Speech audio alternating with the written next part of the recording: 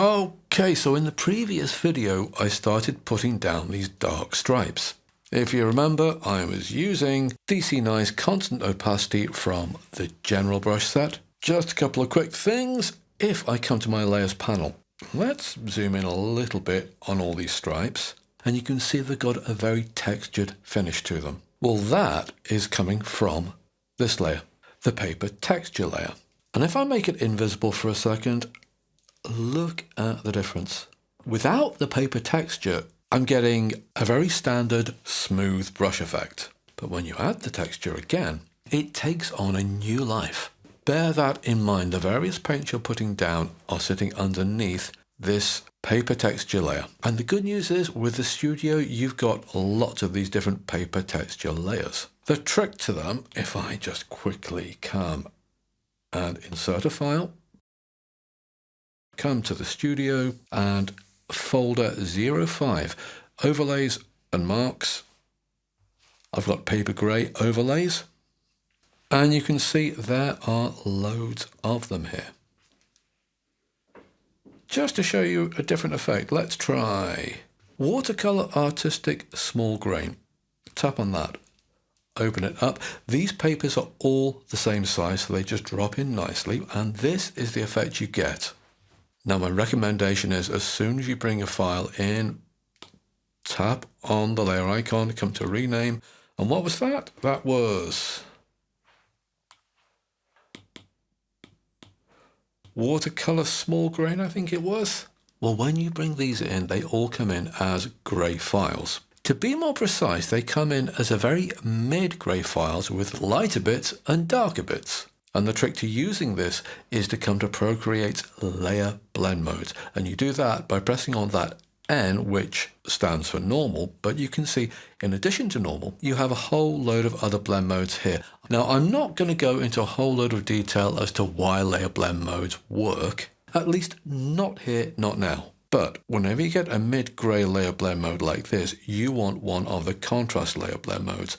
They are overlay, soft light, hard light, vivid light, linear light, pin light, but mainly you want either overlay or soft light, because things like hard light, you can see you're getting marks all over your paper.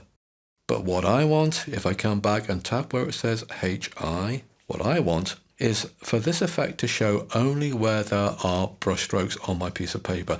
That is basically going to give you soft light, if I zoom in again, or overlay, which gives a stronger effect.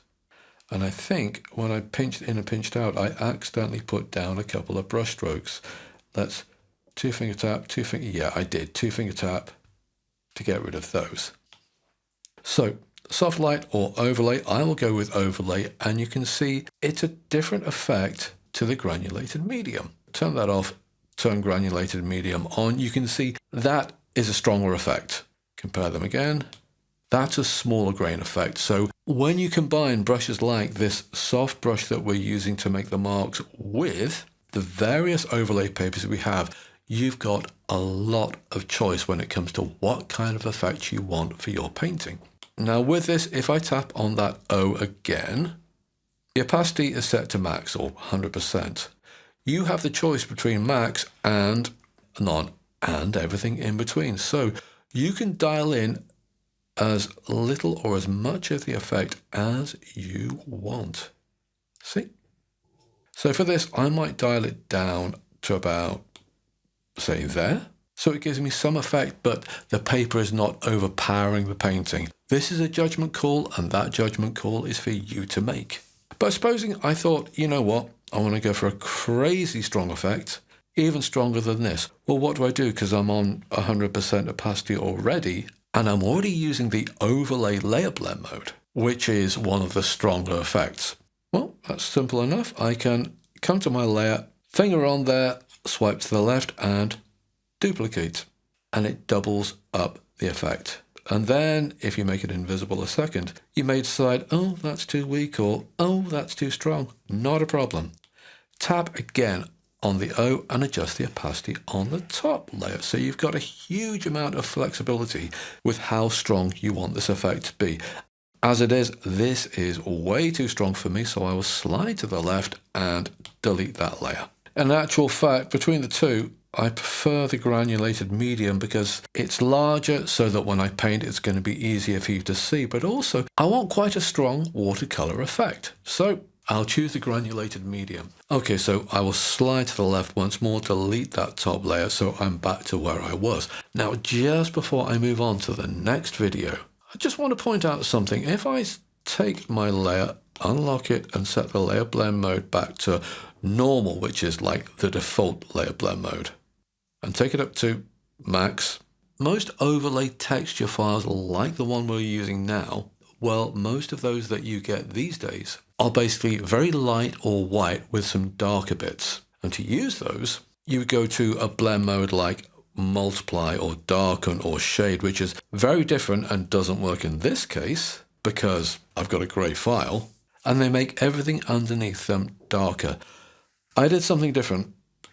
I went for a mid-grey file with bits on it that are a little bit lighter than mid-grey or a little bit darker than mid-grey, and that's what's making the texture. Why would I do that when a lot of other people do it where you get the light paper with darker bits? But the reason I use a mid-grey file with lighter bits and darker bits is, think about what happens when you get an early morning and there's mountains.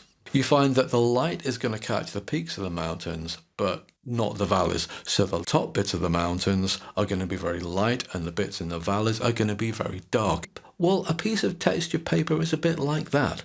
Light never hits it straight on. It always hits it at least one angle, maybe more different angles. And when that happens, you're not going to get your paint on your paper with a maximum brightness but with darker bits. You're going to get your paint at an average brightness but with lighter bits instead of darker bits. And you can only emulate those lighter bits by using one of the overlay layer blend modes like we're using here. Because take a look at this.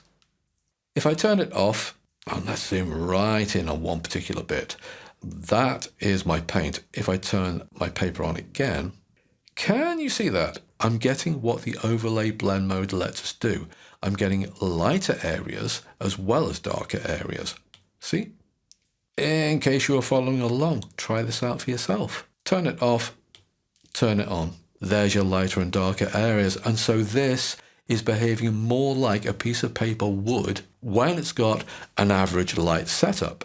This paper is behaving in a more natural and hopefully interesting way than if you just have a very light paper texture file and you make things darker. You're getting little bits of light on top of it. Okay, end of this tutorial. In the next one, I want to use some of my feather brushes.